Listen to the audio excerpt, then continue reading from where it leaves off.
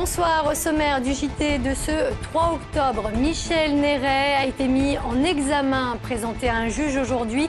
Le numéro 2 de la PJ attend désormais de savoir s'il sera placé en détention provisoire. 200 personnes ont manifesté ce samedi à Chassieux contre le projet du Grand Stade. Au cœur des revendications, la protection du Vévert. Et puis l'OL redescend à la 3e place du championnat après sa défaite hier soir face au PSG, 2-0, score final. Après 96 heures passées en garde à vue, Michel Néret a donc été présenté aujourd'hui devant un juge parisien. Il a été mis en examen pour soupçon de corruption et de trafic de drogue. Le parquet a requis un placement en détention provisoire. Si l'ancien patron de la police judiciaire reconnaît avoir commis des imprudences, il nie tout enrichissement personnel. On écoute Maître Versini, l'un des 2 avocats de Michel Néret. Il nous précise les chefs de mise en examen retenus aujourd'hui. Écoutez, notamment, on va dire notamment pour corruption et trafic de stupéfiants. Voilà. Mais j'allais dire notamment pourquoi? Parce que les autres sont des satellites qui, à mon avis, les autres chefs de mise en examen vont tomber de facto parce qu'ils ne concernent pas M. Néret. Quant aux 2 que je vous ai mentionnés, il est certain, et je pèse mes mots, l'instruction permettra de déterminer effectivement que M. Néret n'est pas celui que l'on a voulu dépeindre ou que l'on dépeint encore à ce jour comme quelqu'un de corrompu ou quelqu'un qui s'adonne au trafic de stupéfiants. Alors cette affaire qui touche l'ancien numéro 2 de la PJ lyonnaise, mais aussi plusieurs autres policiers, ne sera pas sans doute sans conséquences sur la police judiciaire. Faut-il s'attendre à des sanctions? Élément de réponse dans ce reportage signé Emmanuel Lebon. Il y aura bien un avant et un après Michel Néret à la PJ de Lyon, une police judiciaire connue pour ses coups d'éclat dans les affaires de braquage ou de stupéfiants. Une institution pourtant aujourd'hui sur la sellette. Le syndicat de police Alliance monte au créneau pour défendre ses fonctionnaires et leur patron Claude Cateau, supérieur hiérarchique de Michel Néret. Le DIPJ en fonction est un homme de caractère, est un homme honnête en tout point. Je crois qu'il n'est pas dans mon habitude de faire l'apologie des chefs de service, mais là, à l'occurrence, nous avons un directeur qui fait un travail en tout point remarquable, que ce soit au niveau de la lutte contre la criminalité, mais aussi auprès de ces hommes avec des qualités humaines. La PJ risque pourtant de connaître de sérieux changements après cette affaire. Aujourd'hui, est-ce que la PJ lyonnaise va être démantelée? Sans doute, il y a de grandes chances. Il y a un précédent d'ailleurs dans l'histoire, 70, il y a une dérive policière ici à Lyon. Le ministre de l'époque, Raymond Marcellin, avait démantelé l'ensemble de la PJ lyonnaise pour installer d'autres méthodes. Et donc, est-ce que l'histoire se répète? Est-ce qu'il y aura de nouvelles méthodes policières ici à Lyon? C'est à voir. Dans un entretien accordé au Figaro Magazine de ce week-end, Christian Lotion, le directeur central de la police judiciaire, promet qu'à l'avenir, les policiers qui useraient de méthodes douteuses pour rémunérer leurs indicateurs ne seraient plus couverts. En effet, il rappelle que depuis 2004, une enveloppe spéciale existe pour rémunérer ce type de service. Le seul moyen, selon lui, pour moraliser le système. Un homme a été tué et jeté dans la Saône ce week-end. Son corps a été retrouvé tôt hier matin, flottant dans la rivière. Il pourrait s'agir d'un sans domicile fixe âgé d'une quarantaine d'années. Sa tête porte plusieurs blessures importantes. Une autopsie pour déterminer les causes exactes de son décès devait être pratiquée aujourd'hui. D'après les premiers éléments de l'enquête, une bagarre pourrait être à l'origine de ce drame. 15 jours après tous les autres candidats à la primaire socialiste, Arnaud Montebourg y est allé lui aussi de son petit passage à Lyon. Invité par un groupe de réflexion, Terra Nova, il a participé samedi à un débat au Palais de la Mutualité, suivi d'un meeting à Villeurbanne. Devant une centaine de personnes, le député de Saône-et-Loire a présenté son programme pour les présidentielles et en a profité pour aborder son thème de prédilection, la finance. Ça doit être la maîtrise du destin des gens. Nous ne pouvons plus être les jouets de l'économie et être des pions qu'on déplace. Les contribuables ne sont pas des variables d'ajustement, des cadeaux fiscaux de la droite et des exigences des marchés financiers. Donc le moment est venu d'inverser nos préférences. Les marchés financiers seront la variable d'ajustement de la volonté politique de ce pays.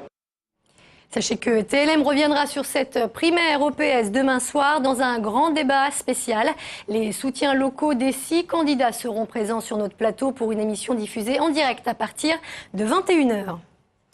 Les opposants au Grand Stade n'ont pas dit leur dernier mot. Ils étaient près de 200 à manifester ce week-end à Chassieux. Rassemblés sur un champ, ils ont dénoncé le projet de construction d'une route en plein milieu du Vévert. Les explications de Jasmine Sorgue.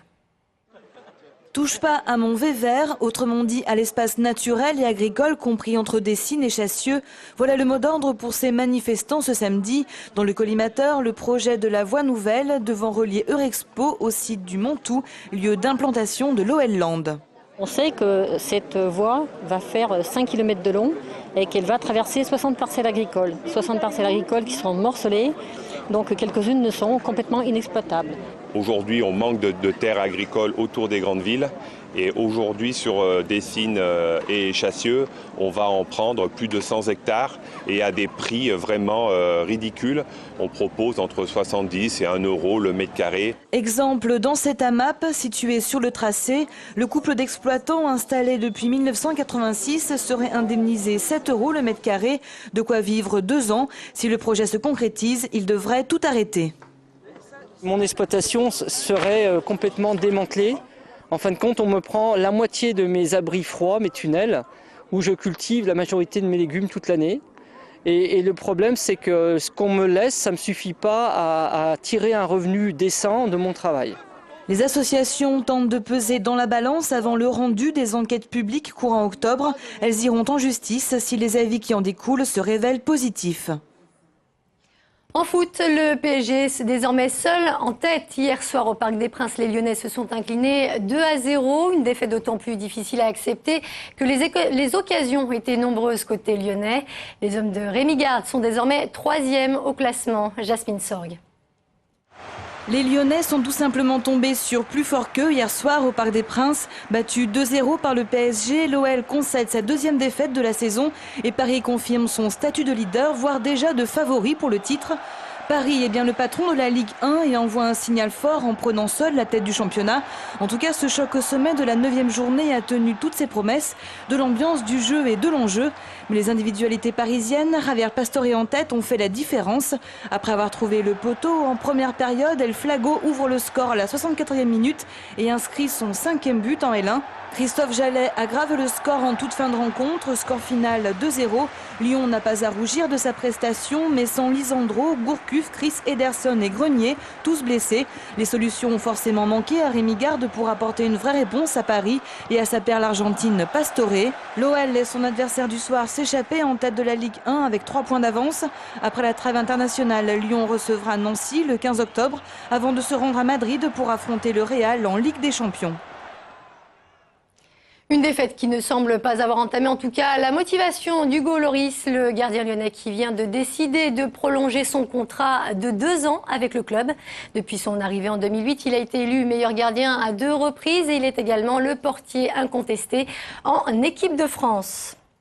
Près de 15 000 coureurs se sont élancés hier dans les rues de Lyon. Une 2e édition de la Run Lyon qui a donc battu tous les records d'affluence, mais aussi de chaleur. Plusieurs milliers de participants ont dû abandonner en cours de route. Une personne a même fait un malaise cardiaque à son arrivée. Elle a pu être réanimée. Notez que dans l'épreuve Rennes, le marathon, c'est un légionnaire qui l'a remporté en 2 heures, 23 minutes et 14 centièmes. Quant au premier lyonnais, il décroche la 3e place. On termine avec l'événement culturel de cette semaine. Le festival Lumière démarre ce soir et en guise de film d'ouverture pour cette 3e édition, les organisateurs ont choisi 10 artistes, le dernier long métrage de Michel Hazanavicius, projeté donc en avant-première. Une quinzaine de projections sont d'ailleurs prévues durant toute la durée du festival. Et en attendant la remise du prix Lumière décerné à Gérard Depardieu, plusieurs invités sont prévus toute cette semaine. Et c'est la fin de ce JT. Merci de nous avoir suivis. Passez une très bonne soirée sur TLM.